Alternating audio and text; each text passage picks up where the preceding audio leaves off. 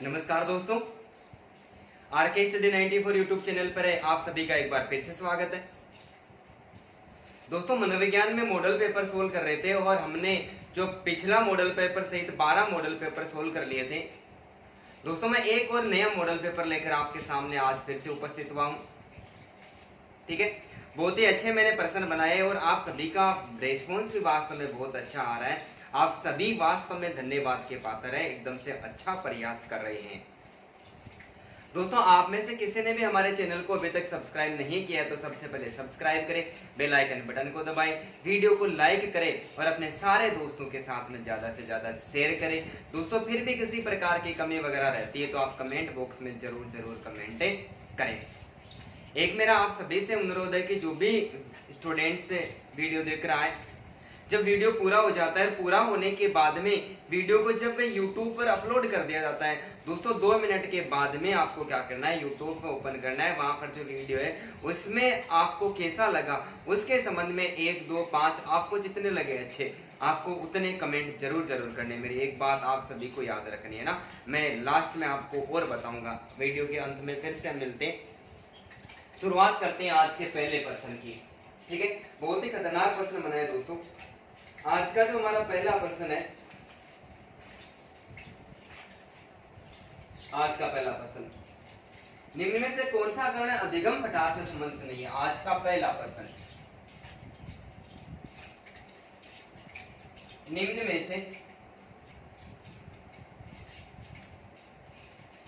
कौन सा कारण, निम्न में से कौन सा कारण अधिगम पटार से संबंधित नहीं है। निम्न में से कौन सा कारण, दोस्तों खतरनाक प्रश्न है। निम्न में से कौन सा कारण अधिगम पटार से संबंधित नहीं है। विकल्प में आपको देता हूं। पहला जो विकल्प है वो है जिज्ञासा की कमी। दूसरा जो विकल्प है अधिगम परिस्थिति को समझना। अधिगम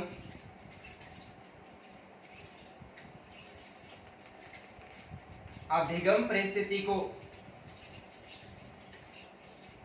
समझना। तीसरा जो विकल्प है वो है अधिगमकर्ता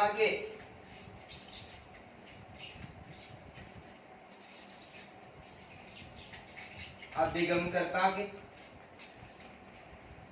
ध्यान केंद्रण में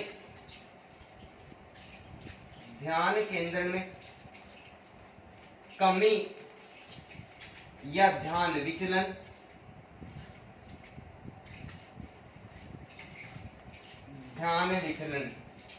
और दोस्तों, इस प्रश्न का चौथा जो विकल्प है वो है नशीले पदार्थों का सेवन। नशीले पदार्थों का सेवन। ठीक है भाई, प्रश्न आपके सामने लिखा हुआ है, सोच समझ कर उत्तर दे। सारे लाइव आ गए तो सभी को एक बार फिर से गुड इवनिंग, स्वागत है सभी का आरके स्टडी 94 यूट्यूब चैनल पर।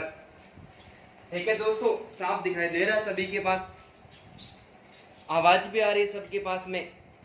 ठीक है भाई, उम्मीद करता हूं कि साफ दिखाई दे रहा है। दोस्तों जल्दी से कमेंट करो, मैं इसी प्रश्न में आपको कंप्लीट रूप से अधिगम पटाने वाला हूं। जल्दी से कमेंट करें, इसका सही आंसर क्या होगा।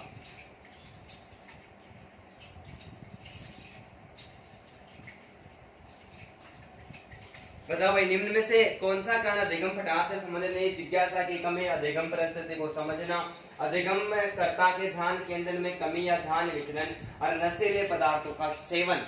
4 विकल्प आपके सामने दिए। सभी को बहुत बहुत धन्यवाद भाई। इस प्रश्न का हमारा सही आंसर 2 नंबर का हो जाएगा, अधिगम परिस्थिति को समझना। दोस्तों, जो भी बालक अधिगम परिस्थिति को आसानी के साथ में समझ लेता है उसको तो अधिगम में किसी भी प्रकार की कोई बाधा उत्पन्न होती ही नहीं, किसी भी प्रकार का अधिगम पटार आता ही नहीं है। ठीक है, तो यहाँ पर विकल्प में हमारे पास में क्या होगा कि अधिगम परिस्थिति को नहीं समझ पाना। ठीक है, ऐसा लिखा हुआ होता अधिगम परिस्थिति को नहीं समझ रहा है, अधिगम परिस्थिति को नहीं समझ रहा है तो वहां पर स्थिति कैसी होती है, अधिगम पटार की होती है। ठीक है, अब मैं आपके सामने विकल्प सहित कंप्लीट रूप से इस प्रश्न की व्याख्या करते हैं कि अधिगम पठार कहते किसे। सबसे पहले हमें ये जानना है कि अधिगम पठार किसे कहते हैं। कि सीखने के मार्ग में, कहां पर भाई, सीखने के मार्ग में कुछ समय बाद, सीखने के मार्ग में कुछ समय बाद ऐसी परिस्थिति आती है, ऐसी परिस्थिति आती है, अधिगम करता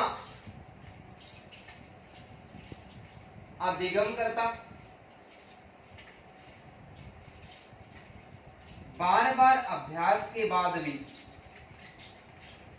बार बार अभ्यास के बाद भी नहीं सीख पाता है, तो दोस्तों उसे क्या कहते हैं, उसे अधिगम पठार कहते हैं। कि जब हम सीख रहे होते हैं, अधिगम की जो सोपानिक प्रक्रिया है उसके अंतर्गत हम स्टेप बाय स्टेप आगे बढ़ते रहते हैं और सीखने के मार्ग में एक समय ऐसा आता है जब हम क्या करते हैं दोस्तों, सीखने का बार बार प्रयास करते हैं और बार बार प्रयास करने के बाद में भी बिल्कुल भी नहीं सीख पाते हैं। ऐसी अधिगम परिस्थिति को दोस्तों अधिगम पठार कहते हैं। क्या कहते हैं, अधिगम पठार कहते हैं। ठीक है, यहाँ पर एक और खतरनाक प्रश्न निकल के आता है कि अधिगम पठार या फिर इसको सपाट भी कहते हैं। अधिगम पठार या सपाट कितने वर्ष की, जब बालक 30 वर्ष की आयु को प्राप्त कर लेता है तो उसके जीवन में अधिगम पठार आ जाता है, लेकिन उसको पता नहीं रहता है। डायग्राम के माध्यम से समझते हैं। ठीक है, ये डायग्राम है दोस्तों। ये जो स्थिति है ये लर्निंग ऑफ अमाउंट है, लर्निंग ऑफ अमाउंट है, ये टाइम है, यानी सीखने की मात्रा और समय, ये इसकी प्रारंभिक अवस्था है। कौन सी अवस्था है, ये सीखने की प्रारंभिक अवस्था है। जब बालक सीखता है तो सीखने के बाद में सीखता ही चला जाता है, लेकिन कुछ समय के बाद में क्या होता है, उसके जीवन में एक ऐसी अवस्था आती है जहां पर बार बार प्रयास करने के बाद में वो नहीं सीख पाता है। बार बार प्रयास करता है और बार बार प्रयास करने के बाद में भी नहीं सीख पाता है। यानी जब सीख रहे होते हैं तो ये स्थिति ऐसे बढ़नी चाहिए। ये कौन सी अवस्था होती है, ये दोस्तों अंतिम अवस्था होती है। कैसी अवस्था, अंतिम अवस्था। ये जो यहाँ पर अवस्था है ये मध्यम अवस्था है। कौन सी अवस्था है, मध्यम अवस्था। लेकिन जब सीख रहे हैं तो ये गति देखो, जब सीखने की मात्रा बढ़ रही है इसका मतलब सीखने की गति भी आगे बढ़नी चाहिए, लेकिन आगे बढ़कर नहीं है। कैसे चली है, ये एकदम से सीधी चली है। तो 30 वर्ष के बाद में, कितने वर्ष के बाद में, 30 वर्ष के बाद में सीधी चली है। अब यहाँ पर हम सीख तो रहे हैं, क्या करें, सीख तो रहे हैं, लेकिन सीखने के पीछे एक और प्रक्रिया, आगे आगे सीखते जा रहे हैं, पीछे पीछे भूलते जा रहे हैं। आगे आगे तो सीख रहे हैं और पीछे पीछे हम क्या करें, भूलते जा रहे हैं। यानी बार बार अभ्यास करें, अभ्यास के बाद भी सीखना नहीं हो पा रहा है। तो ऐसी अधिगम परिस्थिति को दोस्तों ये अधिगम पठार कहते हैं या फिर इसको अधिगम सपाट कहते हैं। ये देखो क्या आ गया, एकदम से स्तर स्थिति आ गई, सपाट आ गई। ऐसा लगता है कि हमें एकदम से मैदानी भाग में चल रहे हैं। ठीक है, तो ऐसे अधिगम परिस्थिति को क्या कहते हैं दोस्तों, अधिगम पठार कहते हैं, लेकिन इसका हमें पता नहीं चलता। ठीक है, पता नहीं चलता। 30 वर्ष के बाद में जब बालक की जो IQ होती है वो IQ होती है, ज्ञान प्राप्त करने की स्थिति होती है कि बालक की जो बुद्धि लब्धि है वो 19 वर्ष तक ही बढ़ती है।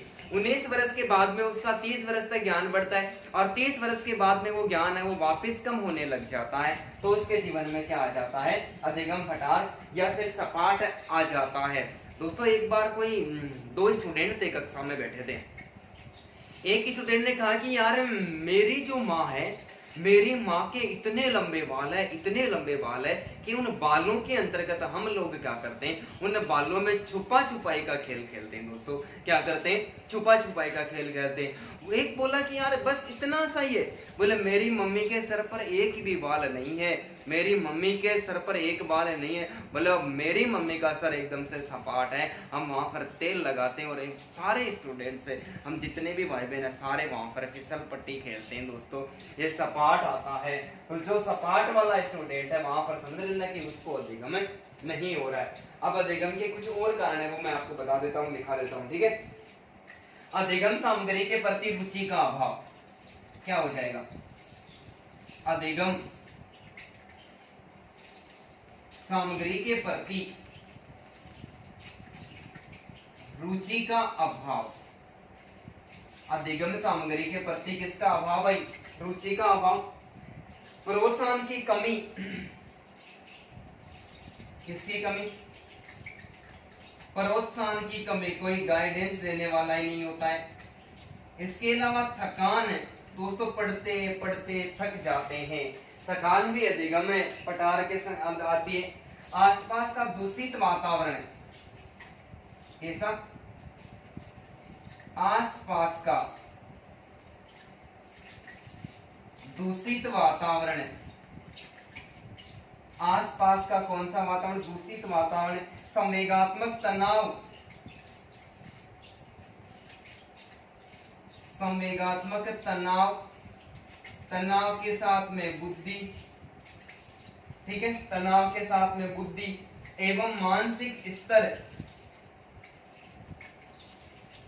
मानसिक स्तर भी दोस्तों अधिगम घटाव का एक कारण माना जाता है। शारीरिक अक्षमता,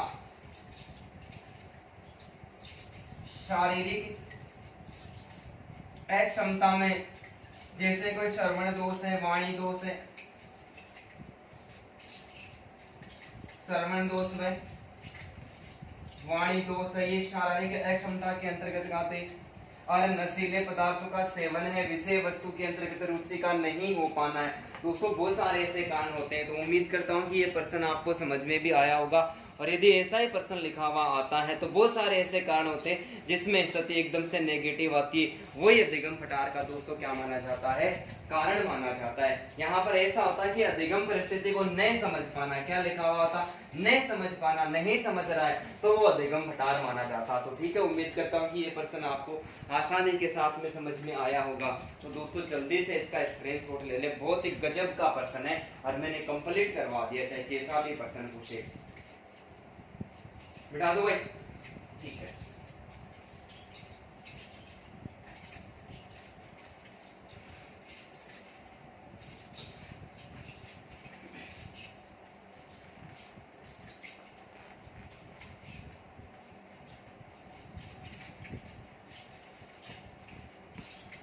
आज का दोस्तों दूसरा प्रश्न है, और दूसरा प्रश्न एक बहुत खतरनाक प्रश्न है, सोच समझ के उत्तर देना है, गलत मत कर देना। अभिकर्मित अनुदेशन शब्द का, अभिकर्मित अनुदेशन शब्द का पहली बार प्रयोग किसके द्वारा किया गया?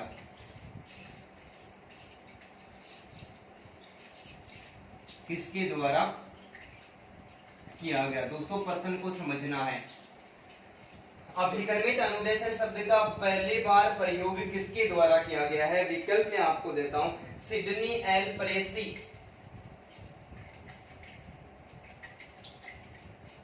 Sydney L Pressey 1924,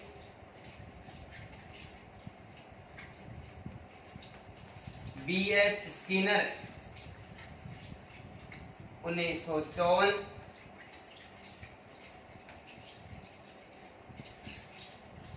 Norman A Crowder 1955, और चौथा जो विकल्प है वो आपको देता हूं मैं, Thomas S Gilbert, Thomas S Gilbert, Thomas S Gilbert 1962। दोस्तों जल्दी से सोच समझ के उत्तर दो, गलत नहीं होना चाहिए किसी भी स्टूडेंट्स का ये प्रश्न। जल्दी से बताओ। देखिए, अभिकर्मित अनुदेशन शब्द का पहली बार प्रयोग किसके द्वारा किया गया था? Sidney L Pressey 1924, B.F. Skinner 1954, Norman Crowder 1955 और थॉमस एस गिलबर्ट 1962।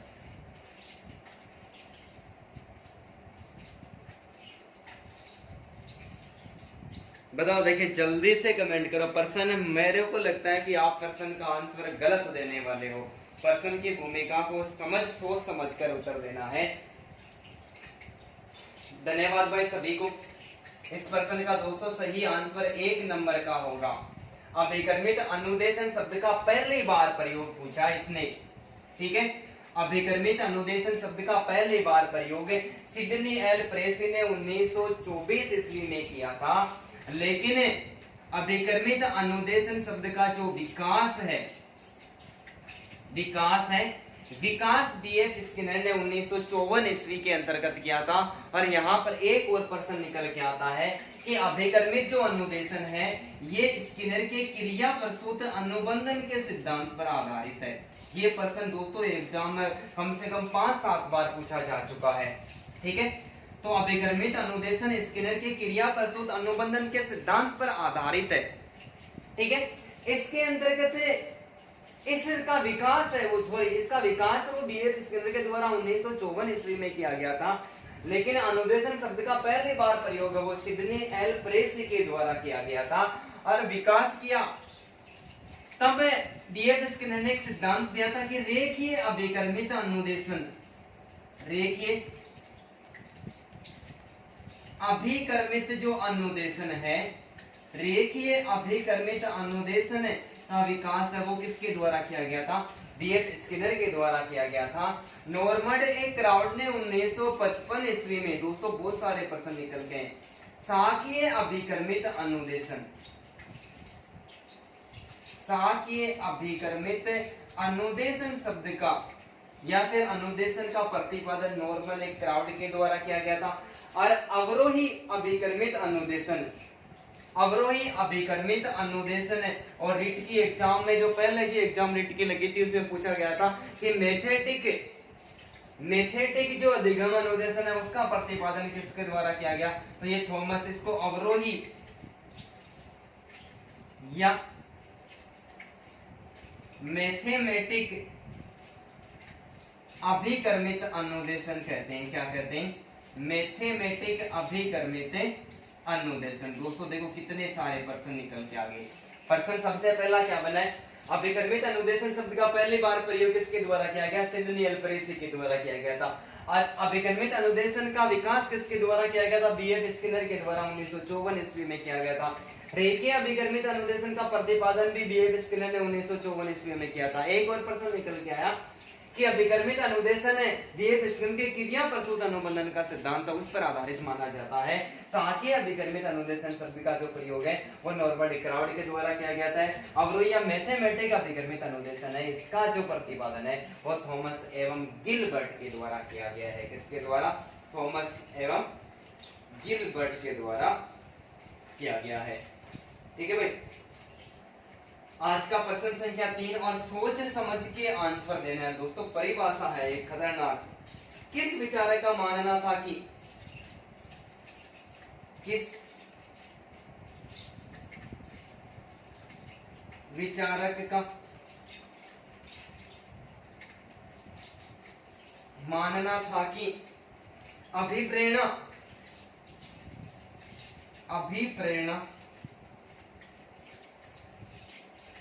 किसी कार्य को आरंभ करने, दोस्तों बहुत ज्यादा गर्मी, किसी कार्य को आरंभ करने,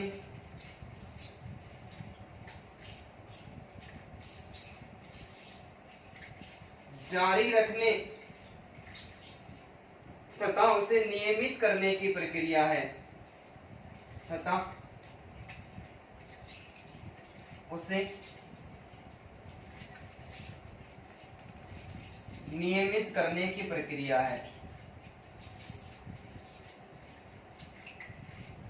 ठीक है भाई। विकल्प में आपको देता हूं एटकिंसन,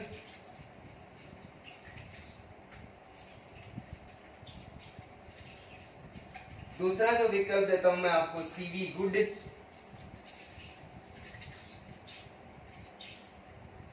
तीसरा जो विकल्प है मैं देता हूं आपको क्रेचफील्ड, और चौथा विकल्प देता हूं मैकडोनाल्ड।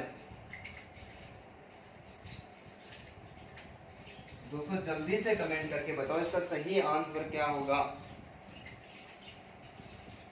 किस विचारक का मानना था कि अभिप्रेरणा किसी कार्य को आरंभ करने, जारी रखने तथा उसे नियमित करने की प्रक्रिया है?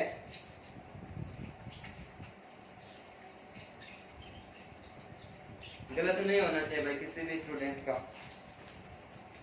बहुत ज्यादा गर्मी है। बताओ भाई दोस्तों, जल्दी से बताओ इसका सही आंसर क्या होगा। शाबाश, बहुत अच्छे दोस्तों। इस प्रश्न का सही आंसर 2 नंबर का होगा। कौन सा होगा? 2 नंबर का होगा। सीवी गुड ने स्वीकार किया है कि अभिप्रेरणा किसी भी कार्य को आरंभ करने, जारी रखने और उसे नियमित करने की प्रक्रिया है। तो एटकिंसन क्या कहता है? एटकिंसन ने परिभाषा दी, किसी भी व्यक्ति में 4 परिभाषा लिखा रहा हूं दोस्तों यहाँ पर। किसी भी व्यक्ति में कार्य करने की प्रवृत्ति जागृत करना, किसी भी व्यक्ति में कार्य करने की प्रवृत्ति जागृत करना अभिप्रेरणा है। किसी भी व्यक्ति में कार्य करने की प्रवृत्ति जागृत करना अभिप्रेरणा है। ये कौन कहता है? ये एटकिंसन कहता है। दोस्तों क्रेचफील्ड की जो परिभाषा वो खतरनाक है। क्रेचफील्ड कहता है कि अभिप्रेरणा हमारे क्यों का जवाब देती है। परिभाषा दी है, किसका जवाब देती है? अभिप्रेरणा हमारे क्यों का जवाब देती है। आप तैयारी क्यों कर रहे हो? मैं यहाँ पर क्यों पढ़ाने के लिए आया हूँ?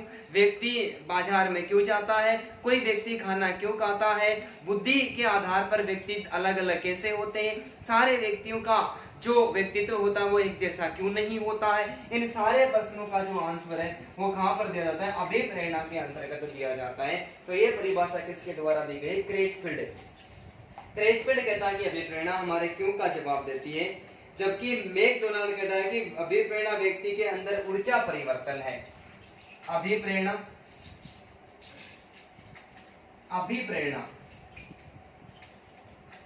व्यक्ति के अंदर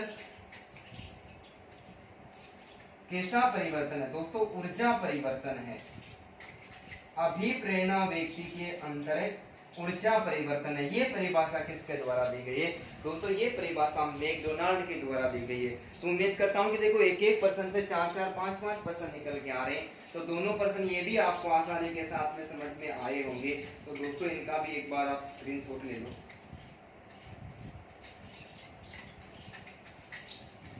मिटा दो भाई, ठीक है।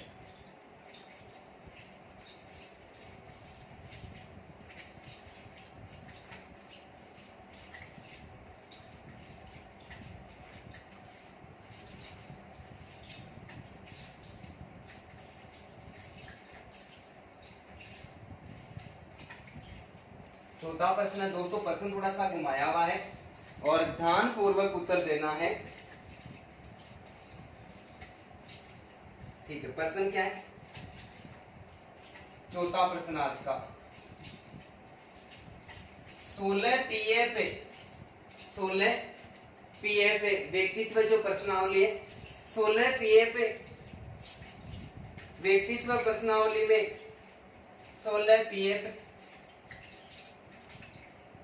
व्यक्तित्व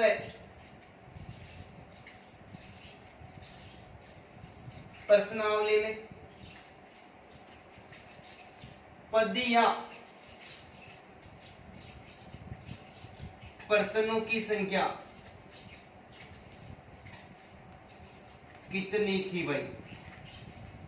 प्रश्न सोच समझ के आंसर देना है। 16 पीएफ व्यक्तित्व प्रश्नावली में पद या प्रश्नों की संख्या कितनी थी? ठीक है, मैं आपको विकल्प देता हूं। पहला विकल्प है 16, दूसरा विकल्प है 180, तीसरा विकल्प है 187 और चौथा विकल्प है 167। जल्दी से कमेंट करके बताओ दोस्तों। प्रश्न घुमाया हुआ है, बहुत ही शानदार प्रश्न है वो। कमेंट करके बताओ, देखिए जल्दी से इसका सही आंसर क्या होगा। 16 पीएफ व्यक्तित्व प्रश्नावली में पद या प्रश्नों की संख्या कितनी थी? बस इतना बताना है।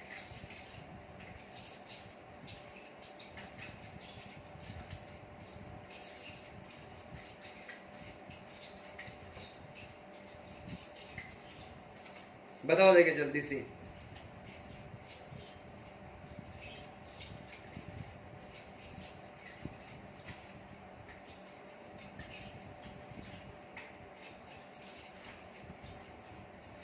दोस्तों इसका सही आंसर 1 नंबर का होगा, सॉरी 3 नंबर का। सही आंसर 3 नंबर का होगा। 16 पर्सनल फैक्टर व्यक्तित्व प्रणाली में पदे या पर्सनों की संख्या दोस्तों कितनी थी? 16 थी। तो 16 पीएफ जो प्रश्नावली है, इसका जो विकास है वो किसके द्वारा किया गया है? वो दोस्तों रेमंड बी केटल के द्वारा किया गया है। रेमंड बी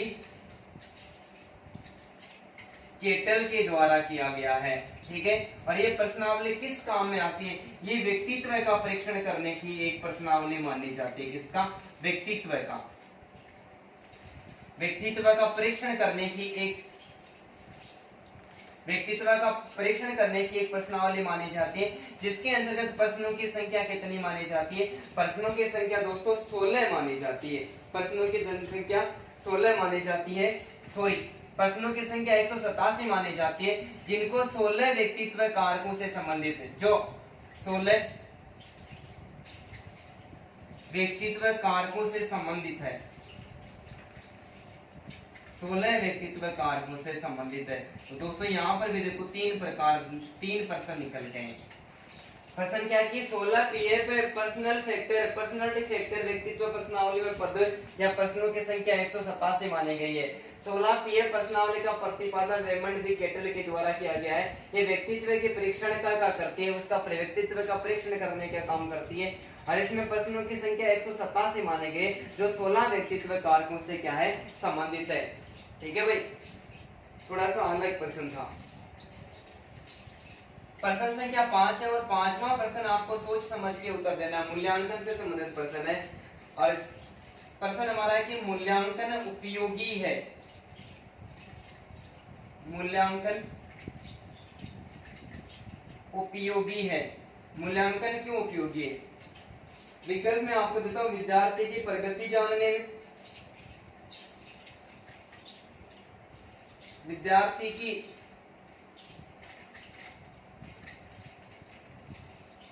प्रगति जानने में। दूसरा विकल्प में आप देता हूं, विद्यार्थी की कक्षा उपस्थिति जानने में, विद्यार्थी की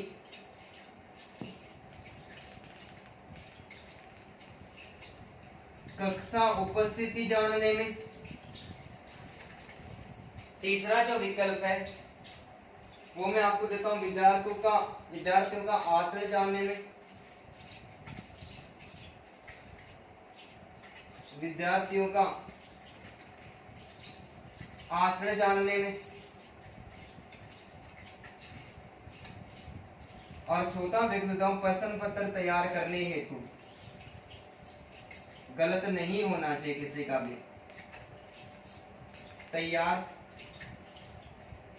करने हेतु। सोच समझ के उत्तर देना। मूल्यांकन क्यों उपयोगी है? विद्यार्थियों की प्रगति जानने में, विद्यार्थी की कक्षा उपस्थिति जानने में, विद्यार्थियों का आचरण जानने में, या फिर प्रश्न पत्र जानने में। जल्दी से बताओ भाई।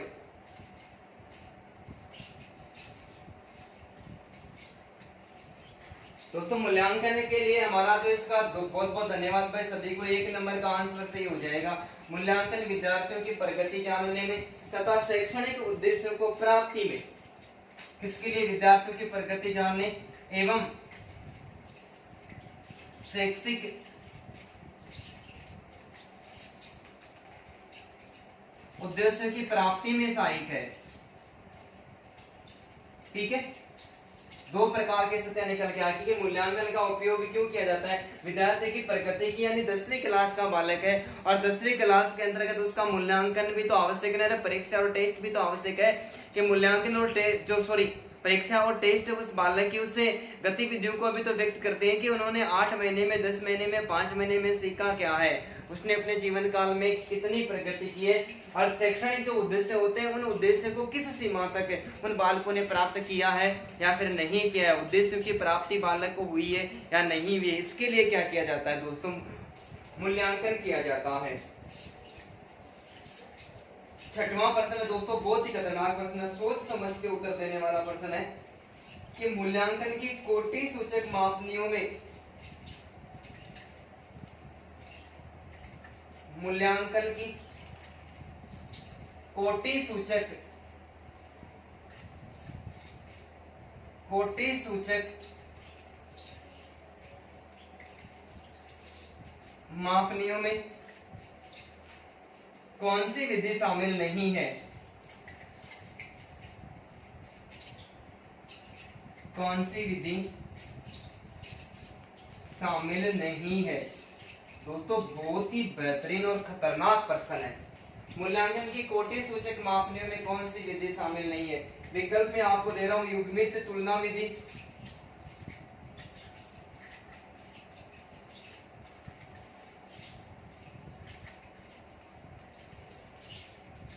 दूसरा विकल्प दे रहा हूं समांतर संवेदनांतर विधि, समान संवेदनांतर विधि, तीसरा जो विकल्प देता हूं श्रेणी क्रम विधि,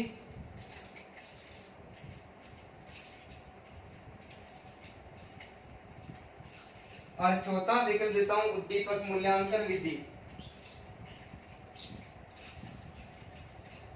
उद्दीपक मूल्यांकन विधि।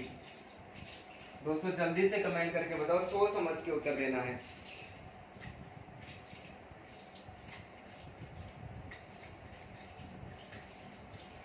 युग्मित तुलना विधि, समान संवेदनांतर विधि, श्रेणी क्रम विधि और उद्दीपक मूल्यांकन विधि।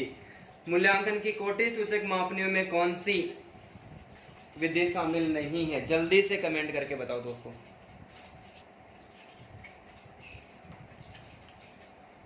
दोस्तों इसका हमारा सही जो आंसर है वो 2 नंबर का हो जाएगा। कौन सा हो जाएगा? सही जो आंसर है वो 2 नंबर का हो जाएगा। 2 नंबर का जो आंसर है वो है समान संवेदनात्मक विधि। तो मूल्यांकन की जो विधियां होती है दोस्तों उसको 2 भागों में बांटा गया है। कितने? 2 भागों में बांटा गया है। एक होता है कोटि सूचक मापनी और दूसरा है समांतर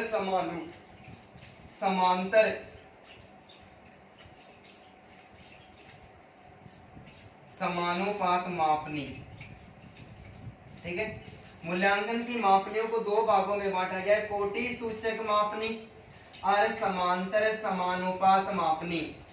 युग्मित तुलना विधि, श्रेणी क्रम विधि और उद्दीपक मूल्यांकन विधि को कोटि सूचक मापनियों में शामिल किया जाता है, जबकि समान संवेदनांतर जो विधि है इसको समांतर समानुपात मापनी में शामिल किया जाता है।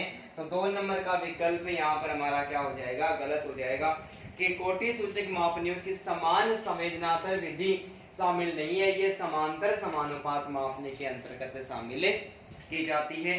दोस्तों जब मैं आपको मूल्यांकन पढ़ाऊंगा विस्तार से, जब इनके बारे में हम विस्तार पूर्वक चर्चा करें, उम्मीद करते हैं कि ये प्रश्न आपको समझ में आए होंगे।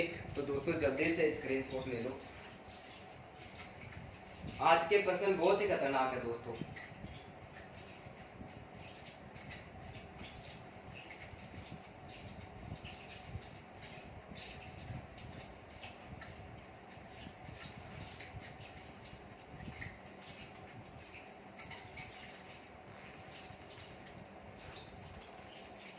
नेक्स्ट प्रश्न के बारे में चर्चा करते हैं। प्रश्न संख्या 7 दोस्तों खतरनाक प्रश्न है। निम्न में से कौन सा अभिक्षमता परीक्षण, निम्न में से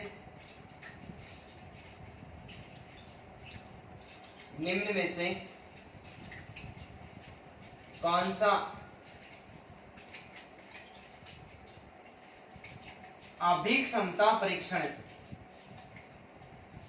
निम्न में से कौन सा अभिक्षमता परीक्षण यांत्रिक योग्यता परीक्षण में, यांत्रिक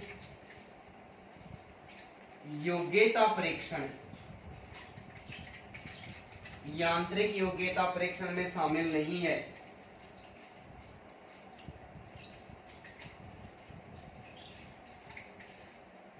शामिल नहीं है।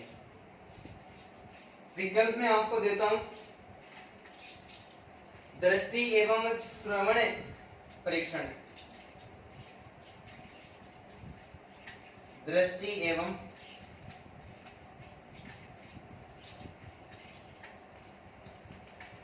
स्वर्ण परीक्षण। दूसरा विकल्प देता हूं लिपिक अभिक्षमता परीक्षण, लिपिक अभिक्षमता परीक्षण, लिपिक अभिक्षमता परीक्षण। तीसरा विकल्प देता हूं प्राथमिक मानसिक योग्यता परीक्षण, प्राथमिक मानसिक योग्यता परीक्षण, प्राथमिक मानसिक योग्यता परीक्षण। और चौथा विकल्प मैं आपको देता हूं मिनेसोटा यांत्रिक असेंबली, मिनेसोटा यांत्रिक असेंबली। दोस्तों कमेंट करके बताओ इसका सही आंसर क्या होगा, बहुत ही खतरनाक प्रश्न है। निम्न में से कौन सा अभिक्षमता परीक्षण यांत्रिक योग्यता परीक्षण में शामिल नहीं है? दृष्टि एवं स्मरण परीक्षण, लिपिक अभिक्षमता परीक्षण, प्राथमिक मानसिक योग्यता परीक्षण और मिनेसोटा यांत्रिक असेंबली। जल्दी से कमेंट करके बताओ भाई।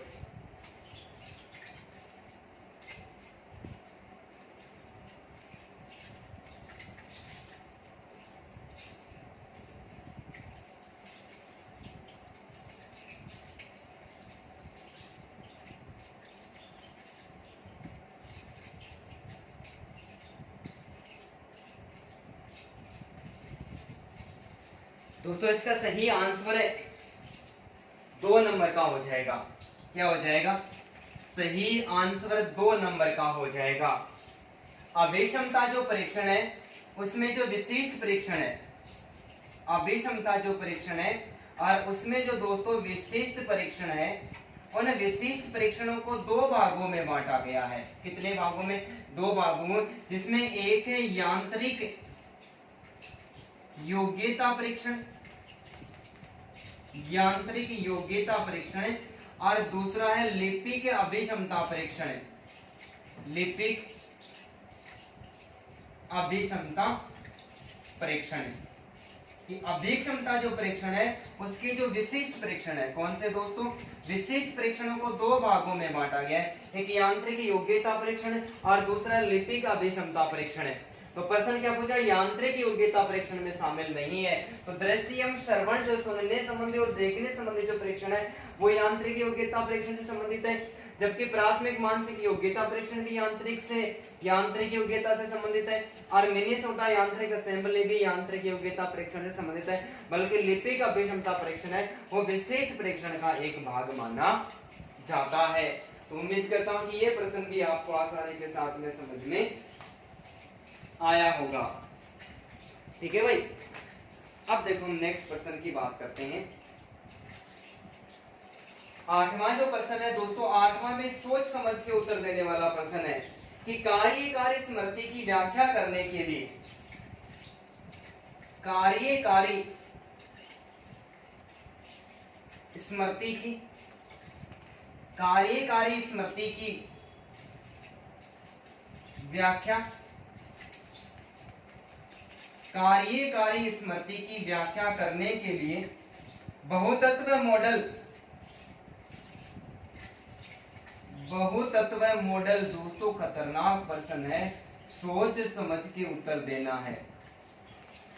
कार्यकारी स्मृति की व्याख्या करने के लिए बहुतत्व मॉडल किसके द्वारा बनाया गया है? किसके द्वारा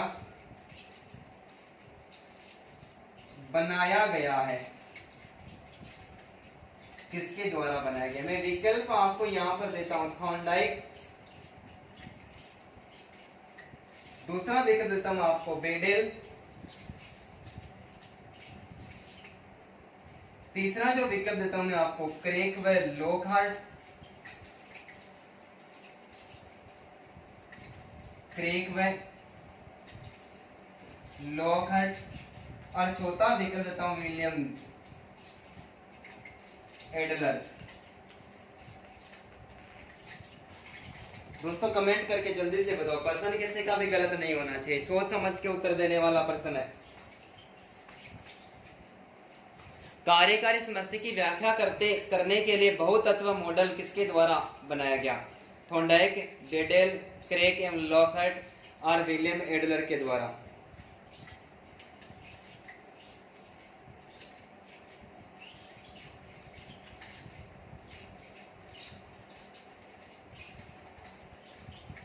बहुत ही सभी अच्छा प्रयास करे भाई, सभी धन्यवाद के पात्र है। लेकिन दोस्तों इस प्रश्न का सही आंसर हमारा 2 नंबर का हो जाएगा। क्या हो जाएगा? 2 नंबर का हो जाएगा। मल्टीपल, जो मल्टीपल कंपोनेंट से मॉडल है, मल्टीपल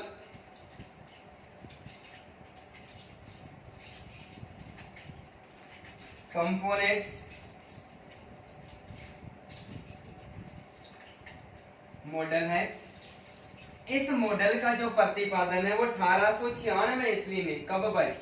सॉरी 1986 ईस्वी में, 1986 ईस्वी में कार्यकारी स्मृति की व्याख्या करने के लिए बहुतत्व मॉडल, मल्टीपल कंपोनेंट्स मॉडल का जो प्रतिपादन है वो 1986 ईस्वी में किसके द्वारा दिया गया था? ये निर्माण बेडेल के द्वारा किया गया था। जबकि दोस्तों थॉर्नडाइक का संबंध किससे है? मल्टीपल इंटेलिजेंसी, बहुतत्व या बहुकारक, बहुतत्व या बहुकारक बुद्धि का सिद्धांत है। ठीक है, बहुतत्व या बहुकारक बुद्धि का जो सिद्धांत है, तो बहुतत्व सिद्धांत का प्रतिपादन है वो थॉर्नडाइक के द्वारा किया गया।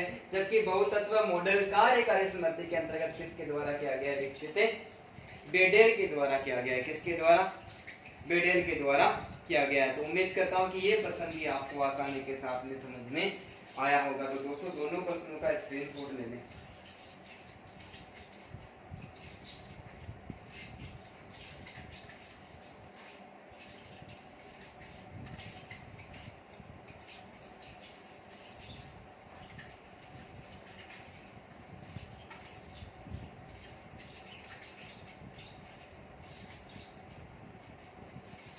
आज का 9वां प्रश्न, 9वां में बहुत खतरनाक प्रश्न है कि रवि प्रत्येक वस्तु को, रवि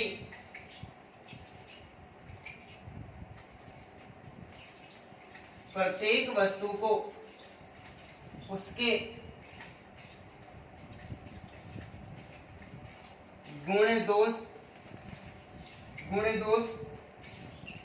गुण दोषों के बारे में, गुण दोषों के बारे में चिंतन करके खरीदता है, चिंतन करके खरीदता है। यह उदाहरण है, यह उदाहरण है। दोस्तों चिंतन से संबंधित प्रश्न है, सोच समझ के उत्तर देना। रवि प्रत्येक वस्तु को उसके गुण दोषों के बारे में चिंतन करके खरीदता है। तो ये किस प्रकार का चिंतन है? विकल्प देता हूं मैं आपको। अपसारी चिंतन, दूसरा वो विकल्प देता हूं मैं आपको अभिसारी चिंतन, तीसरा जो विकल्प देता हूं मैं आपको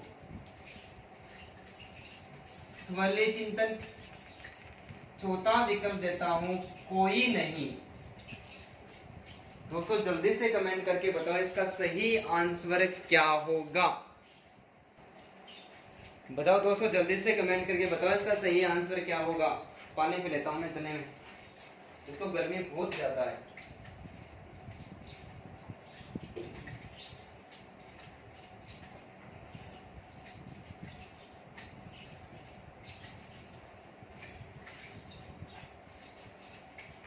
इसका सही आंसर दोस्तों 3 नंबर का हो जाएगा। बहुत बहुत धन्यवाद भाई सभी को। रवि प्रत्येक वस्तु को उसके गुण एवं दोषों के बारे में चिंतन करके खरीदता है। ये उदाहरण स्वल्य चिंतन का है। किसका भाई? स्वल्य चिंतन का। स्वल्य चिंतन ऐसे चिंतन को कहा जाता है जिसमें व्यक्ति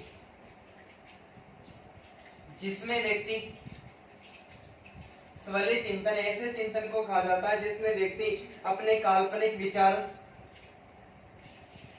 अपने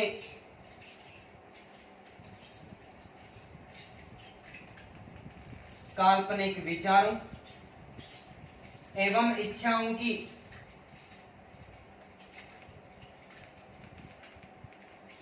अपने इच्छाओं की अभिव्यक्ति करता है, अपनी इच्छाओं की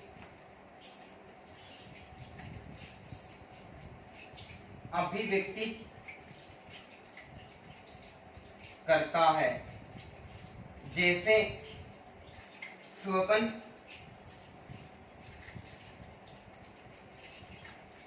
स्वप्न चित्र एवं अभिलाषा, इन सबको किसमें शामिल किया जाता है? स्वलीय चिंतन के अंतर्गत किया जाता है कि रवि वस्तु को खरीदता है और खरीदते समय उसके गुण और दोषों के बारे में कल्पना करता है, अपनी इच्छाएं व्यक्त करता है, तो ये कैसा चिंतन है दोस्तों? ये स्वलीय चिंतन है दोस्तों। अपसारी चिंतन है और अभिसारी चिंतन। जो अपसारी चिंतन है और अभिसारी चिंतन है, इसका विकास किसके द्वारा? गिलफोर्ड के द्वारा किया गया था। सर्जनात्मकता, सर्जनात्मकता अपसारी चिंतन पर आधारित है, जबकि बुद्धि अभिसारी चिंतन पर आधारित है। ठीक है, सर्जनात्मकता दोस्तों अपसारी चिंतन पर आधारित है और बुद्धि अभिसारी चिंतन पर आधारित है।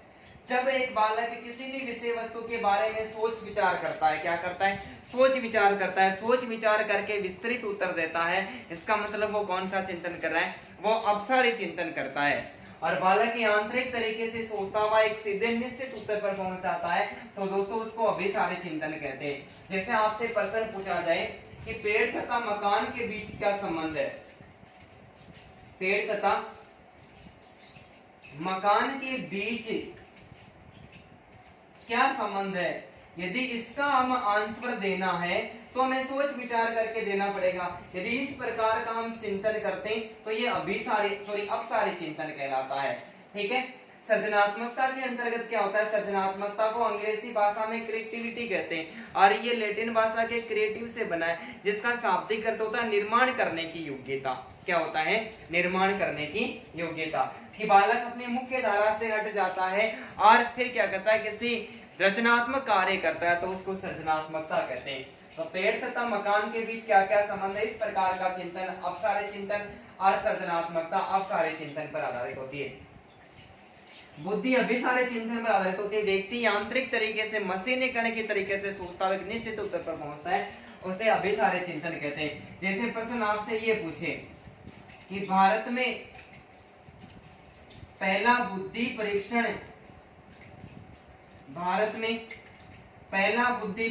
कब बना? सोच विचार करने की आवश्यकता नहीं, 1922 ईस्वी में बना। यदि ऐसा परीक्षण पूछा जाता है सीधा, तो यांत्रिक तरीके से सोचता हुआ निश्चित उत्तर पर पहुंचता है, तो उसे अभिसारी चिंतन कहते हैं। और बुद्धि अभिसारी चिंतन पर, सृजनात्मकता अपसारी चिंतन पर आधारित होते हैं। दोस्तों बहुत सारे क्वेश्चन निकल के हैं, उम्मीद करता हूं कि 9वां प्रश्न भी आपको समझ में आया होगा। प्रश्न संख्या 10 बहुत ही खतरनाक प्रश्न है, सोच समझ के उत्तर देना। एनोरेक्सिया नर्वोसा, एनोरेक्सिया नर्वोसा तथा बुलिमिया नर्वोसा विकृतियां किससे संबंधित है? बुलिमिया नर्वोसा विकृतियां किससे संबंधित है?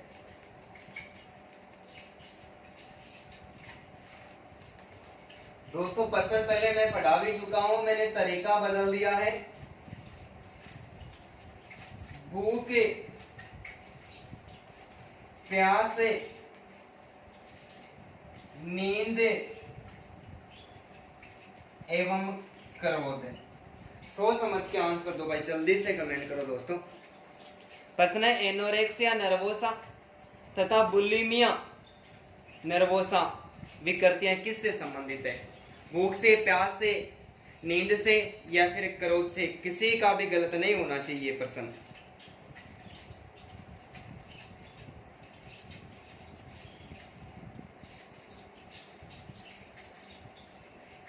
बताओ भाई, सोच समझ के आंसर दो, प्रश्न गलत नहीं होना चाहिए दोस्तों। इसका सही आंसर, बहुत बहुत धन्यवाद भाई सभी को, पढ़ाया हुआ प्रश्न है। इसका सही आंसर है भूख हो जाएगा।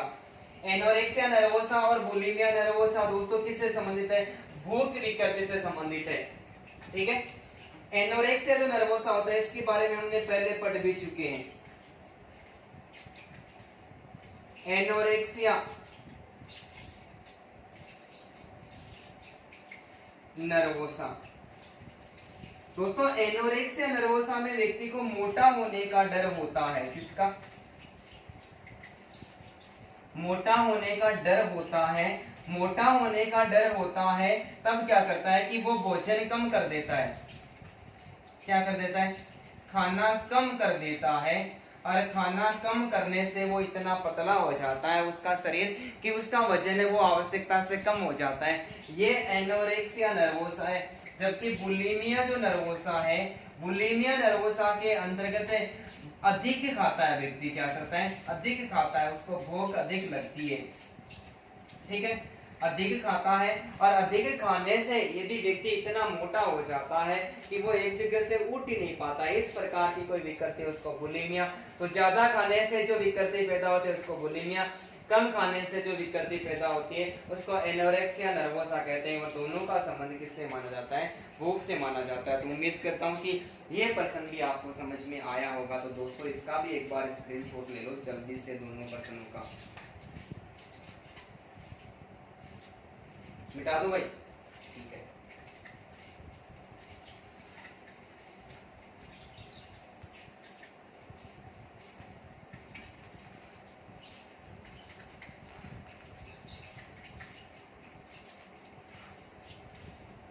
ठीक है भाई। प्रश्न संख्या है 11।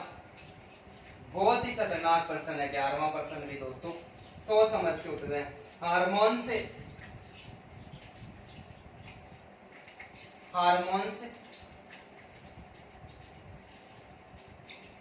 तंत्रिका संचारक, हार्मोन से तंत्रिका संचारक है अधश्चेतन, अधश्चेतक मस्तिष्क संरचना, अधश्चेतक मस्तिष्क संरचना किस प्रकार की अभिप्रेरणा के उदाहरण है? किस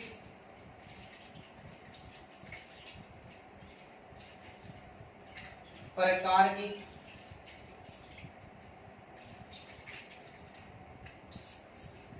अभिप्रेरणा के उदाहरण है?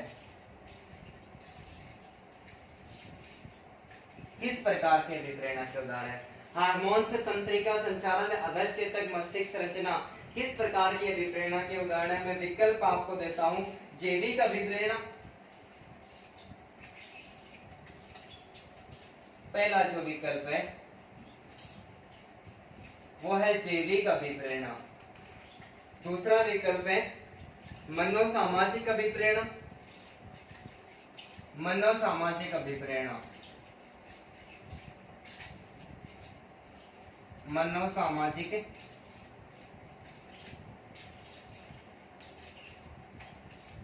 अभिप्रेरणा। तीसरा विकल्प है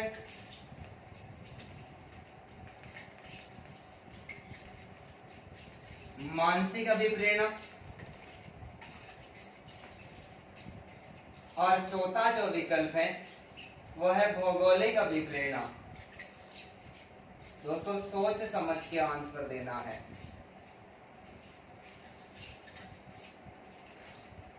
हार्मोन से तंत्रिका संचारक, अधश्चेतक मस्तिष्क संरचना किस प्रकार के अभिप्रेरणा का उदाहरण है? प्रश्न किसी का भी गलत नहीं होना चाहिए।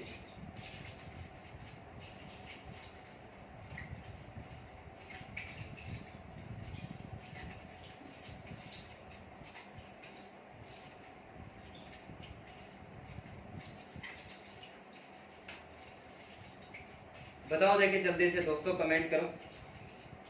समझ में आ रहा है सारे प्रश्न एकदम अच्छे लेवल के? तो कमेंट में दोस्तों हाँ लिखे। जैसे भी आपको स्थिति लगती है आप वैसा रिस्पॉन्स दें मुझे। हार्मोन्स तंत्रिका संचारक अधःचेतन मस्तिष्क से।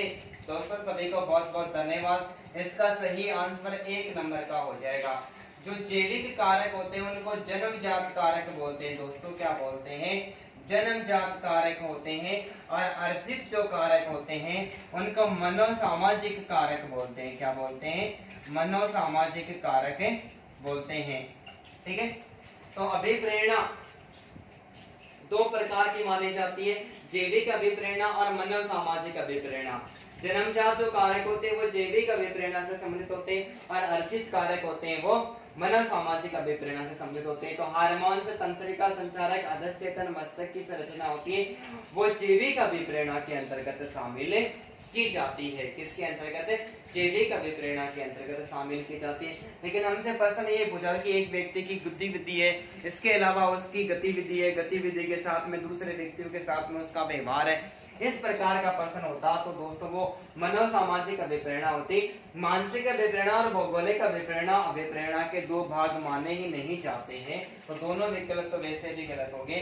यहाँ पर सही आंसर क्या हो गया हमारा? 1 नंबर का हो गया। आज का 12वां प्रश्न है, बहुत शानदार प्रश्न है। पॉलीग्राफ उपकरण का उपयोग किया जाता है। सी टेट में पूछा गया प्रश्न है पॉलीग्राफ उपयोग उपकरण का।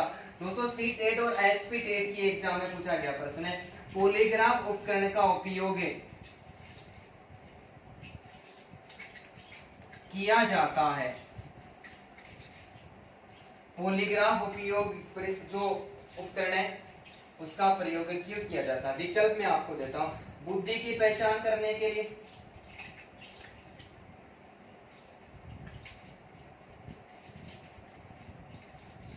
बुद्धि की पहचान के लिए, ठीक है, अभिक्षमता की पहचान के लिए,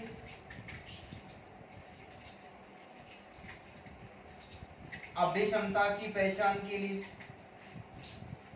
तीसरा विकल्प में आपको देता हूं अभिवृद्धि की पहचान,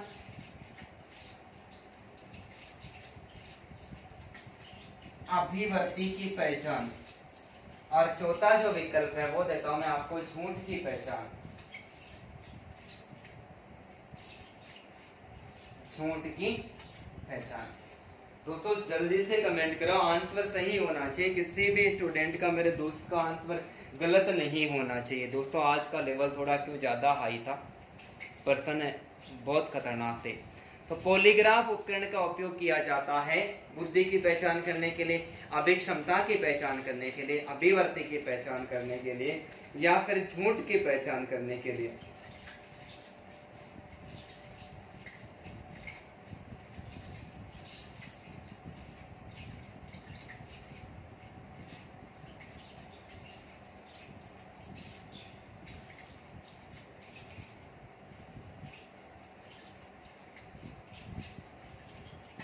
दोस्तों बहुत बहुत धन्यवाद। इस प्रश्न का सही आंसर 4 नंबर का हो जाएगा।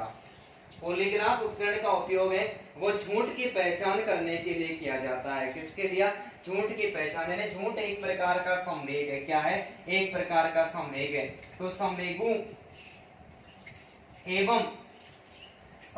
एवं मानव शरीर में होने वाले संवेगों एवं मानव शरीर में होने वाले परिवर्तनों का मापन किया जा सकता है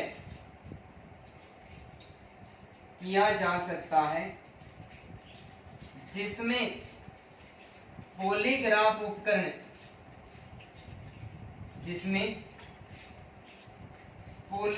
उपकरण झूठ की पहचान करने के उपयोग में आता है।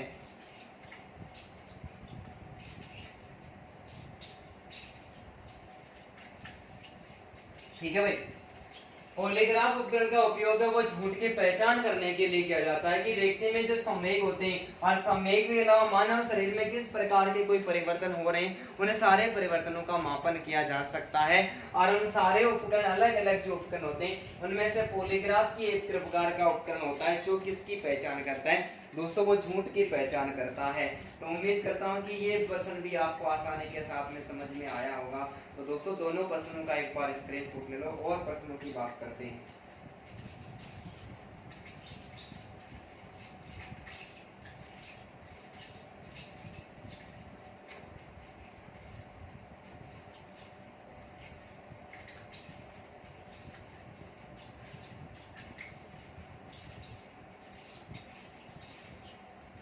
ठीक है भाई, आ रहा सभी को समझ में? प्रश्नों का लेवल थोड़ा सा हाई है दोस्तों। आज का प्रश्न संख्या 13 बहुत खतरनाक प्रश्न है, सोच समझ के उत्तर देना है कि व्यक्ति भालू या शेर को देखता है। एक व्यक्ति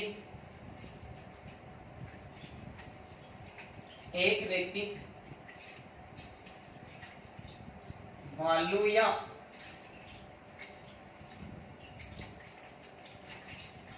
शेर को देखता है, एक व्यक्ति भालू या शेर को देखता है, भाग जाता है, देखता है, भाग जाता है क्योंकि वह डर जाता है, क्योंकि वह डर जाता है। यह कथन किस सिद्धांत की ओर संकेत करता है? यह कथन किस सिद्धांत की ओर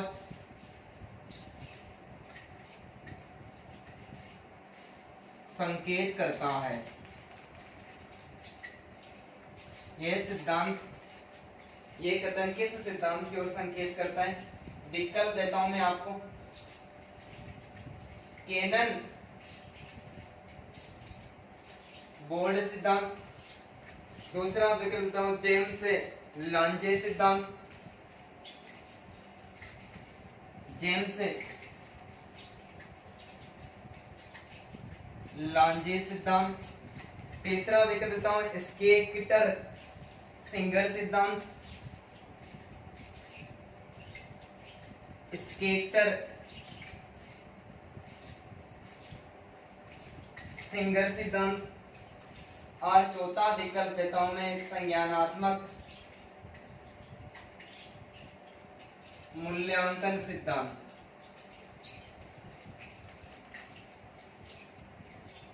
दोस्तों कमेंट करके जल्दी से बताओ, एक व्यक्ति भालू या शेर को देखता है, भाग जाता है क्योंकि वह डर जाता है, ये कथन किस सिद्धांत की ओर संकेत करता है? बहुत बहुत ज्यादा इंपॉर्टेंट प्रश्न है।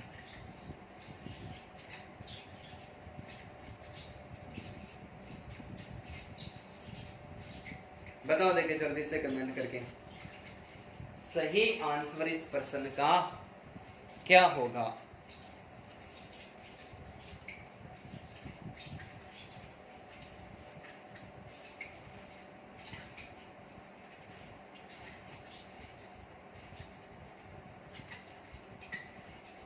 दोस्तों ये जो प्रश्न है, ये प्रश्न जेम्स एवं लांजे का सिद्धांत से संबंधित है। जेम्स कौन है यहाँ पर? विलियम जेम्स है। विलियम जेम्स और लांजे का सिद्धांत है, दोनों ने मिलकर एक सिद्धांत दिया था जिसको जेम्स लांजे का सिद्धांत कहते हैं। और यह सिद्धांत मानता है कि व्यक्ति जब भालू या शेर को देखता है, देखने के बाद में भाग जाता है क्योंकि वह डर जाता है। दोस्तों केनन बोर्ड का सिद्धांत है, जेम्स लांजे का सिद्धांत और स्केटर सिंगर का सिद्धांत है। जब मैं आपको व्यक्तित्व पढ़ाऊंगा, ये सिद्धांत तीनों व्यक्तित्व से संबंधित है। जब मैं आपको व्यक्तित्व पढ़ाऊंगा, मेरे पास में नोट्स वगैरह तीनों सिद्धांतों के बनाए हुए, तब मैं आपको कंप्लीट रूप से बताऊंगा। इसमें विलियम जेम्स ने एक परिभाषा दी थी, विलियम जेम्स, ठीक है, विलियम जेम्स ने एक परिभाषा दी थी कि पर्यावरण की कोई घटना, पर्यावरण की कोई घटना पर्यावरण की कोई घटना दैहिक प्रतिक्रिया उत्पन्न करती है, दैहिक प्रतिक्रिया उत्पन्न करती है, दैहिक प्रतिक्रिया उत्पन्न करती है, जिसके बाद संवेग की अनुभूति होती है, जिसके बाद संवेग की अनुभूति होती है। क्या होती है दोस्तों? संवेग की अनुभूति होती है। प्रश्न क्या है कि एक व्यक्ति भालू या शेर को देखता है तो भाग जाता है क्योंकि वह डर जाता है। तो पर्यावरण की कोई घटना दैहिक प्रतिक्रिया, दैहिक यानी शारीरिक, अरे समझ रहे हो ना दोस्तों, दैहिक यानी शारीरिक प्रतिक्रिया उत्पन्न करती है, जिसके बाद में संवेग, और यहाँ पर दोस्तों भय या डर जाता है। तो डर या भय क्या है? एक संवेग है, संवेग की अनुभूति होती है। तो ये सिद्धांत है विलियम जेम्स और लांजे के द्वारा दिया गया, जिसको जेम्स लांजे का सिद्धांत कहता है। तो यह उदाहरण है जेम्स लांजे सिद्धांत की ओर संकेत करता है। दोस्तों प्रश्न तो 14वां भी बड़ा खतरनाक है। मस्तिष्क का कौन सा भाग सकारात्मक संवेगों के लिए उत्तरदायी है? मस्तिष्क का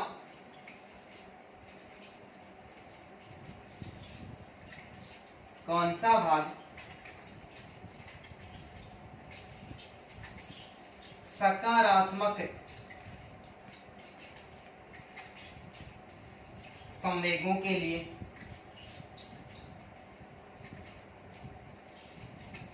उत्तरदायी है?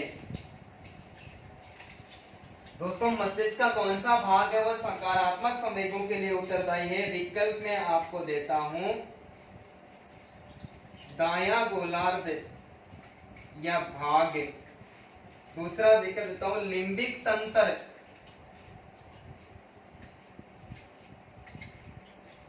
लिम्बिक तंत्र, तीसरा विकल्प देता हूं बायां गोलार्ध। कौन सा भाई? बायां गोलार्ध। और चौथा विकल्प देता हूं लघु मस्तिष्क। दोस्तों सोच समझ के उत्तर देना है, प्रश्न का आंसर गलत ना हो। मस्तिष्क का कौन सा भाग है सकारात्मक संवेगों के लिए उत्तरदायी है? तो दायां गोलार्ध है, लिम्बिक तंत्र है, बायां गोलार्ध है, या फिर दोस्तों लघु मस्तिष्क है। इसका सही आंसर क्या होगा? जल्दी से कमेंट करके बताओ।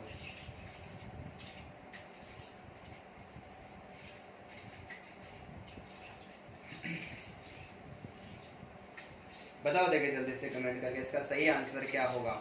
दोस्तों इसका सही आंसर 3 नंबर का होगा। ठीक है, सही आंसर क्या होगा? 3 नंबर।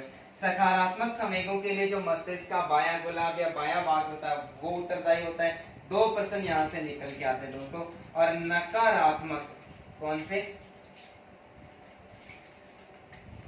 नकारात्मक संवेगों के लिए जो उत्तरदायी मस्तिष्क होता है, मस्तिष्क का जो दायां भाग है वो नकारात्मक संवेगों के लिए उत्तरदायी होता है, और बायां भाग है वो सकारात्मक संवेगों के लिए उत्तरदायी होता है। तो उम्मीद करता हूं कि ये प्रश्न भी आपको समझ में आए होंगे। तो जल्दी से स्क्रीनशॉट ले लो दोस्तों। बताओ देखो जल्दी से स्क्रीनशॉट ले लो। ले लिया भाई? नेक्स्ट प्रश्न के बारे में चर्चा करते हैं।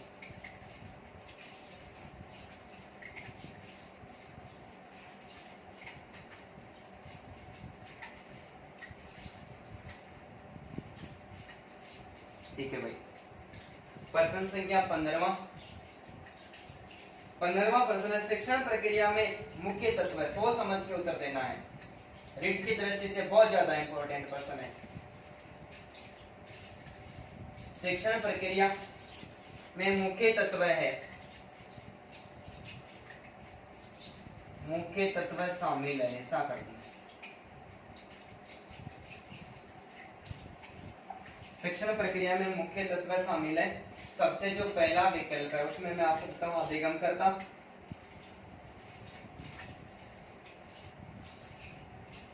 अधिगमकर्ता, शिक्षक और अधिगम अनुभव।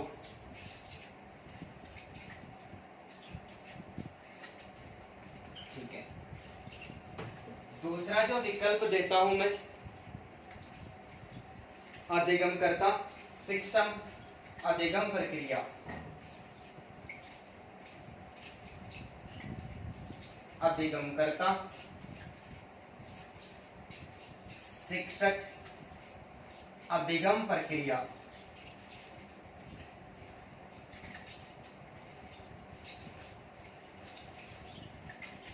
तीसरा जो विकल्प मैं आपको देता हूं, अधिगम कर्ता अधिगम अनुभव।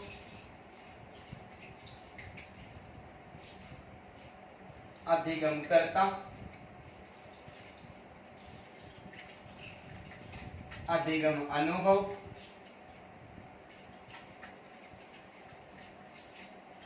अधिगम प्रक्रिया। अधिगम परिस्थिति। अधिगम परिस्थिति।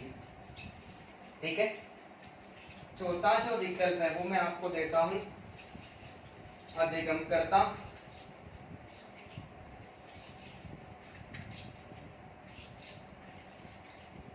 शिक्षक अधिगम कर्ता शिक्षक अधिगम अनुभव।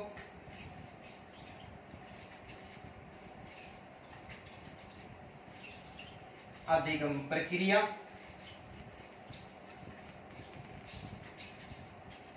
अधिगम प्रक्रिया और अधिगम परिस्थिति।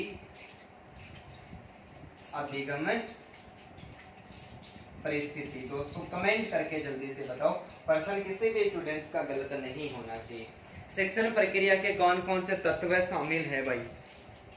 एकदम सिंपल पर्सन है, आसानी के साथ में सही होने वाला पर्सन है, किसी भी स्टूडेंट्स का गलत नहीं होना चाहिए भाई।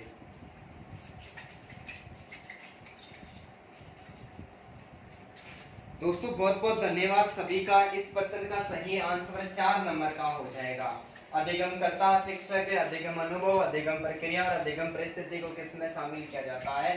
शिक्षण की प्रक्रिया में शामिल किया जाता है। आज का 16वां प्रश्न है, शिक्षा के क्षेत्र में निम्नलिखित में से सबसे महत्वपूर्ण कौन होता है? शिक्षा के क्षेत्र में सोच समझ के उत्तर देना है। शिक्षा के क्षेत्र में निम्नलिखित में से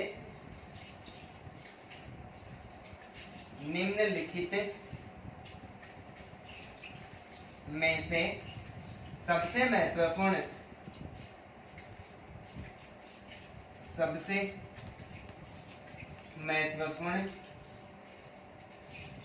कौन होता है? सबसे महत्वपूर्ण कौन होता है? शिक्षा के क्षेत्र में निम्नलिखित में से सबसे महत्वपूर्ण कौन होता है?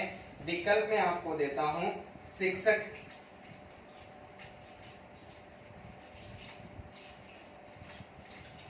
ये रिट लेवल फर्स्ट में पूछा गया प्रश्न है। शिक्षार्थी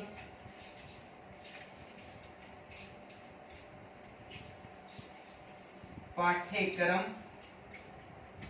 पाठ्य पुस्तक। दोस्तों पर्सन किसी का गलत होना ही नहीं चाहिए। शिक्षा के क्षेत्र में निम्नलिखित में से सबसे महत्वपूर्ण कौन होता है? 4 विकल्प आपके सामने हैं, जल्दी से कमेंट करके मुझे बता दो इनमें से सबसे महत्वपूर्ण कौन है।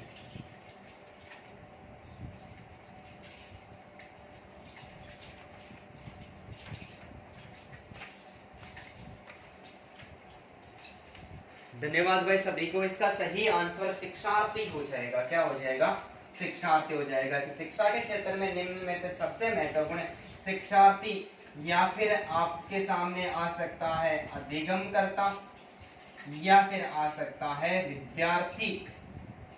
क्या आ सकता है? विद्यार्थी। कि शिक्षा के क्षेत्र में सबसे महत्वपूर्ण शिक्षार्थी को माना जाता है, अधिगमकर्ता को अर्थात विद्यार्थी को माना जाता है। क्योंकि वर्तमान में जो शिक्षा प्रणाली है दोस्तों कैसी है? वर्तमान के अंतर्गत बाल केंद्रित शिक्षा प्रणाली है। शिक्षा में बालक को क्या माना जाता है? महत्वपूर्ण माना जाता है। और ये जो प्रक्रिया है इसको विकसित करने का कार्य जीन पियाजे अर्थात रूसो के द्वारा किया गया है। ठीक है भाई। प्रश्न संख्या 17 सोच समझ के उत्तर देना, बहुत ही खतरनाक प्रश्न है। आरटी 2009 के कौन से अध्याय में, आरटी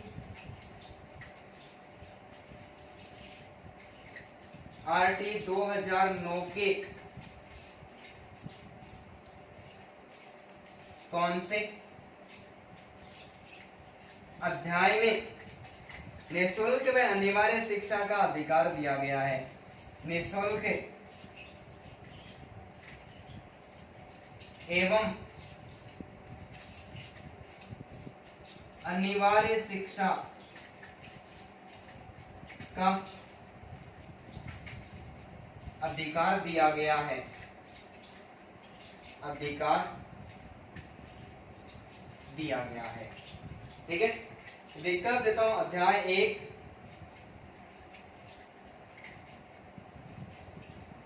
दूसरा विकल्प देता हूं अध्याय 2, तीसरा जो विकल्प देता हूं अध्याय 3 और चौथा विकल्प देता हूं अध्याय 4। दोस्तों कमेंट करके बताओ, एकदम सोच समझ कर। रिट के दृष्टि से बहुत ही खतरनाक क्वेश्चन है कि आरटी 2009 के कौन से अध्याय में निःशुल्क एवं अनिवार्य शिक्षा का अधिकार दिया गया। अध्याय 1, 2, 3, 4 विकल्प आपके सामने।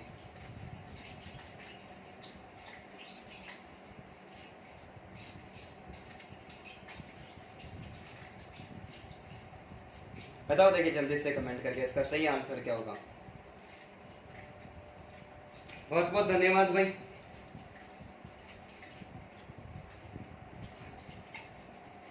इसका सही आंसर 2 नंबर का हो जाएगा। आरटी धारा 2009 के अध्याय 2 के अंतर्गत 6 से लेकर 14 वर्ष, कितने भाई, 6 से लेकर 14 वर्ष के जो भी बालक हैं, अध्याय 2 और अध्याय 2 की जो धारा संख्या कौन सी, धारा संख्या 3 है। दोस्तों 2 प्रश्न निकल के आगे। आरटी 2009 के अध्याय संख्या 2 और अध्याय संख्या 2 की धारा 3 के अंतर्गत 6 से लेकर 14 वर्ष के जो बालक हैं उनको निःशुल्क एवं अनिवार्य शिक्षा का अधिकार प्रदान किया गया है। लेकिन वर्तमान में जो आयु काल है ये धारा 3 के अंतर्गत है, ये अंतिम सीमा 18 वर्ष तक कर दी है। कितने तक कर दिए, 18 वर्ष तक कर दिए। अध्याय 1 है, ये अध्याय एक सबसे छोटा अध्याय है। कैसा अध्याय, सबसे छोटा अध्याय है। और अध्याय 4 है वो सबसे बड़ा अध्याय है। ठीक है, ये सबसे बड़ा अध्याय। तो दोस्तों यहाँ से भी बहुत सारे प्रश्न निकल के आगे। उम्मीद करता हूँ कि ये प्रश्न भी आपको समझ में आ गए होंगे। तो दोस्तों जल्दी से स्क्रीनशॉट ले लो, बिठा दो भाई।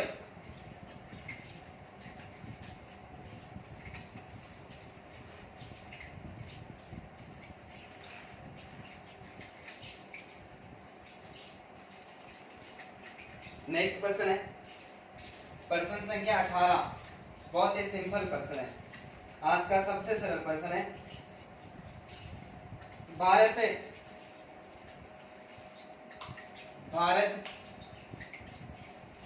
आरटी 2009 लागू करने वाला विश्व का कौन सा देश है। लागू करने वाला विश्व का कौन सा देश है।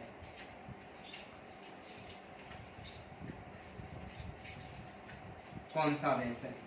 ठीक है, विकल्प में आपको देता हूं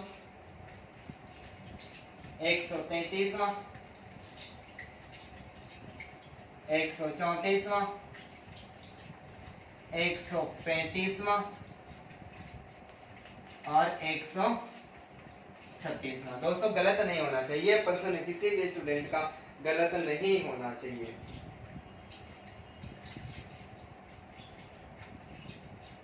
बताओ देखिए जल्दी से कमेंट करके बताओ, आरटी 2009 लागू करने वाला विश्व का भारत कौन सा देश बना है। जल्दी से कमेंट करके बताओ। बताओ भाई इसका सही आंसर। बहुत बहुत धन्यवाद भाई सभी को, बहुत अच्छा प्रयास रहा सभी का।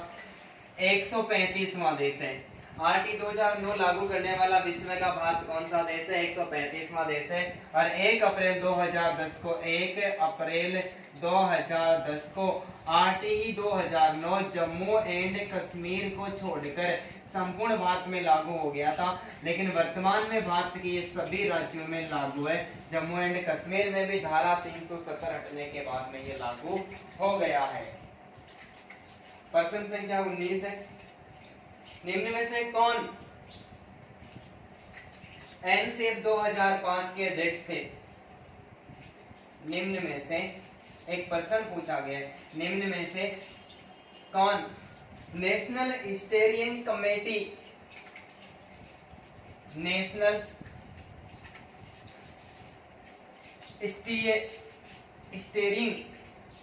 स्टीयरिंग कमेटी एनसीएफ 2005 के अध्यक्ष थे? दोस्तों ये भी प्रश्न किसी का भी गलत नहीं होना चाहिए। विकल्प देता हूं मैं आपको, श्री अर्जुन सिंह,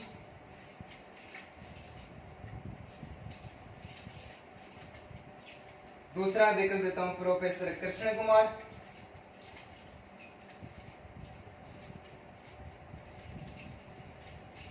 तीसरा विकल्प देता हूं के कस्तूरी रंगन,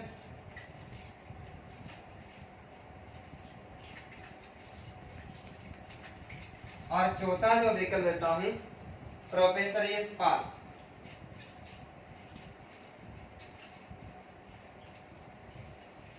दोस्तों ये प्रश्न किसी का भी गलत नहीं होना चाहिए। निम्न में से कौन नेशनल स्टीयरिंग कमेटी एनसीएफ 2005 के अध्यक्ष माने गए? भाई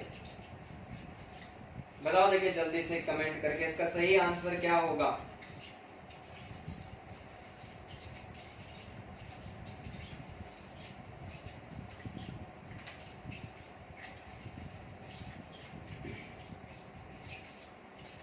दोस्तों बहुत बहुत धन्यवाद। इसका सही आंसर 4 नंबर का हो जाएगा। एनसीएफ 2005 या नेशनल करिकुलम फ्रेमवर्क या फिर नेशनल स्टीयरिंग कमेटी का जो अध्यक्ष है वो किसको बनाया गया था? प्रोफेसर यशपाल को बनाया गया था। नेक्स्ट प्रश्न संख्या 20 है, निर्मितवादी अधिगम उपागम में शिक्षक की भूमिका होती है? निर्मितवादी उपागम में शिक्षक की भूमिका होती है। शिक्षक की भूमिका होती है। ठीक है भाई, शिक्षक की क्या भूमिका होती है? विकल्प मैं आपको दे रहा हूं। सबसे पहला जो विकल्प है वो है निष्क्रिय अवलोकनकर्ता। निष्क्रिय अवलोकनकर्ता। दोस्तों दूसरा विकल्प देता हूं सरलीकरण।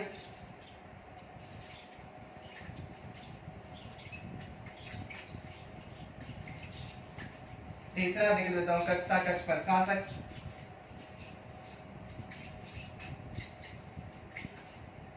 कक्षा कक्ष प्रशासक। और चौथा जो विकल्प देता हूं निदेशक या अनुदेशक। दोस्तों कमेंट करके बताओ, प्रश्न ये भी किसी का गलत नहीं होना चाहिए। रीट की दृष्टि से बहुत ज्यादा इंपॉर्टेंट प्रश्न है। निर्मितवादी उपागम में शिक्षक की भूमिका होती है। शिक्षक की किस प्रकार की भूमिका होती है? निष्क्रिय अवलोकनकर्ता की, सरलीकरण की, कक्षा कक्ष प्रशासक की, या निदेशक या अनुदेशक की भूमिका होती है?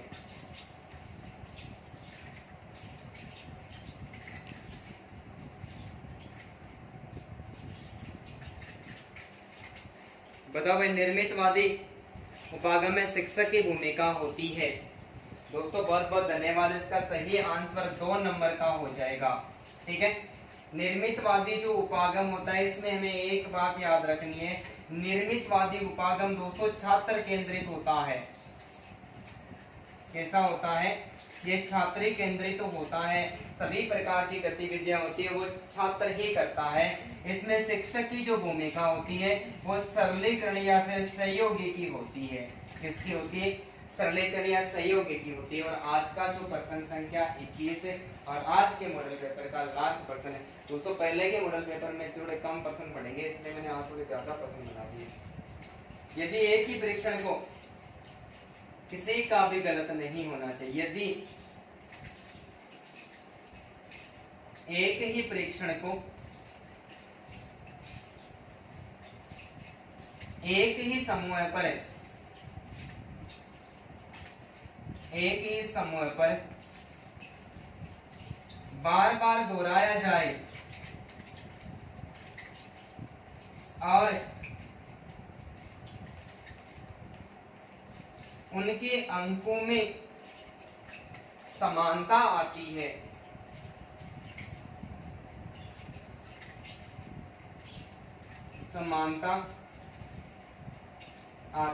तो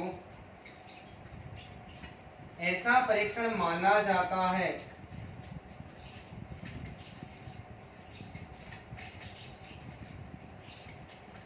विकल्प में आपको देता हूं वस्तुनिष्ठ, विश्वसनीय,